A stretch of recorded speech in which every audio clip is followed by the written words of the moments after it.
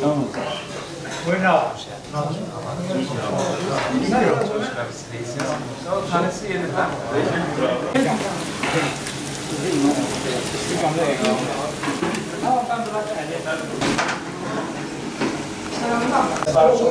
Ne kadar olsun abi? Şimdiden Kurban Bayramı'na yaklaşıyoruz. Bayram hazırlıklarına başladık. Tabii ki Ramazan ayı gibi yoğun olmasak da Kurban Bayramlarında yine de bir yoğunluk var, bir hazırlık var, bir taşkala var. Şu an Kurban Bayram siparişlerini almaya başladık. İşte şu an ustalarımız çalışıyorlar, hazırlıyorlar. İnşallah bayrama, Arefe günü inşallah müşterilerimize güzel bir şekilde sunacağız. Tabii Kurban Bayramı'nın yaklaşmasıyla arkadaşlar ekip halinde çalışıyoruz. Hazırlıklarımız tamam.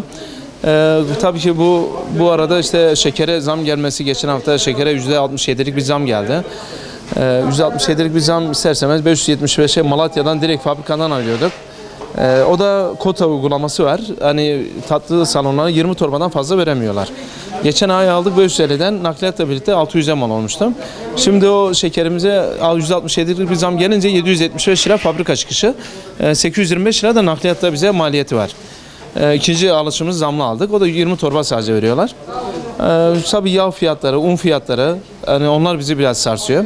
Geçen 2 hafta önce unun torbasına 150 lira bir zam geldi. 500 aldığımız un şu an 650 lira oldu. Hani maliyetler bize biraz sıkıntıya uğratıyor. Tabii biz gelen zamların bir kısmını yansıtmaya çalışıyoruz. Hani halkımızın da alım gücü az. Biz de onları, zamların bir kısmını yansıtmaya çalışıyoruz. Tabii Kurban Bayramı inancımızdan dolayı gelen misafirlerimize Kurban Bayramı elimizden gücümüz yettiğince kesmeye çalışıyoruz. Orada gelen misafirlerimize kurban eti yanında tatlısını ikram etmeye çalışıyoruz. Misafirlerimize biz bu bölge olarak misafirperveriz.